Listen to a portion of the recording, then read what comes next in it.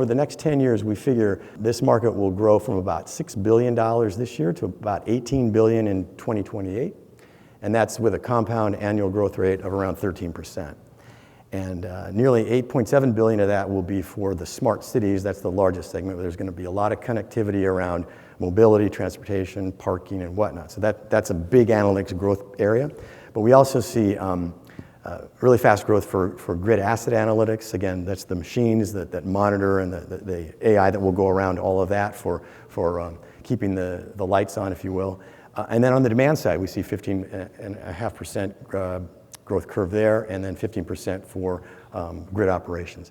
Now, on the customer side, the customer operations side, that's the smallest area, but we still see about a $3 billion opportunity cumulatively over the next 10 years. So again, some big dollars here. Our view, at least my colleagues and I, we've looked at this. We kind of think that there's room for sort of a value-added service around the smart home, where can we get, whether you're a utility or some other vendor, can you get some way the end consumer to pay for a service that includes analytics? They're not going to buy a box of analytics or an analytics service, but it's the services around that. Can you make my home smarter? Can you automate it? Can you make it just feel more comfortable on my basis? Back to personalization. Can you, some vendor, sell me at a service price a smarter home beyond the hardware? The hardware is fundamental, but beyond that, can you give real value? I see this move away from kind of basic home energy reports and data for consumers toward a more integrated view, and we're seeing this already in terms of companies like Bidgely and others providing that integration around the home, where, and again, you see Amazon trying to do this, Google's trying to do this with their hub, trying to create more, in their case it's hardware, but again, more knowledge about how a home is used. And I think that's really the future, this future of holistic, integrated artificial intelligence that turns our homes into more comfortable, more efficient, and just better places to live. Not that they're bad now, but I think AI will infuse it with more comfort and convenience and affordability. And utilities can have a big role there. I think it's I don't know if it's the utilities' opportunity to lose, but it's definitely an opportunity they can be part of, I think, through collaboration and partnership. Actually, Bidgely has done this really well in terms of utilities. They've come up with their, it's an AI-powered care solution for customer service reps. And again, it gives that customer service rep that personalized information about my house or your house, so that when I call up, they go, well, let me see, I don't know. They go, oh no, you used this many kilowatts, this was your bill, what happened? They can target my needs as a customer much more quickly, saves time, and I come away a much more satisfied customer. Again, I'm not pitching this as an ad for Bidgely, but I think it's a very intuitive, smart way to go with AI. AI really comes to bear when it's brought in as it's interpreted, and then it creates actionable insights, and that data and output creates value for the business. And this results in actions that are assessed and they're fed back into the system so that the system continues to learn. This first one is from London Hydro in Ontario, Canada. They essentially wanted to help their residential customers use their smart meter data to better manage consumption, because they just weren't getting enough out of it. And so they engaged with a software provider, in this case it was Bidgely, to find that disaggregation load and provide just much more itemized and personalized savings recommendations.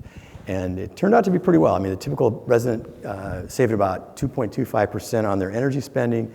And their engagement went way up as well, with email opens at 53%, which is very high if you know about email opens. And nearly 40% of their mobile users have been engaging multiple times a week. That's game-changing from an engagement standpoint.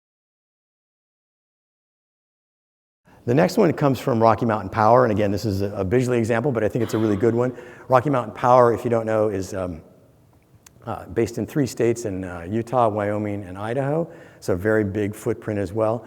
And what they were trying to do is to upgrade their whole customer engagement capabilities. They just were looking for that two-way dialogue that they were not getting, and so they basically took out their old HER, or Home Energy Report program, and installed Bidgely's. And the impact is pretty impressive, I must say. They've saved more than 41 gigawatt hours of home energy savings through that process in less than a year. They're using non-smart meter disaggregation technology. That would be the Bidgely platform, and their savings is at an average of cost of 4 cents per kilowatt hour, which is about, I'm told, 25% below the average cost of a conventional HER savings program. Email open rate at 38%, very respectable, 80% likes, and again, a much more personalized experience. Again, I think this is customer engagement with AI at scale. I think in some ways that model is, if not dying, but it's changing to personalized. So the segmentation is a segmentation of one rather than a segmentation of a group. I'm not saying that marketing is throwing out segmentation, because it still has value. You know, you want to target a certain product or service at people that kind of fit this box, if you will, or this profile. But I think what Bidgely is doing and others with AI, you can cut through that, because there's a lot of wasted spending when you segment. Okay, we're going to go after these, 50,000 people. Well, maybe there's only 20,000 that really matter, or 10,000 or 2,000 or whatever. So it's kind of a question about micro-targeting versus segment targeting. So takeaways, I think the whole AI machine learning world is changing customer engagement. We saw that in some of those examples. Smart homes are kind of smart, but have a long way to go, but they will get smarter, I think, through AI and through the hardware and the software that's involved. And in the end, I think the real message here is that AI can definitely turn data that we all are generating into greater business value.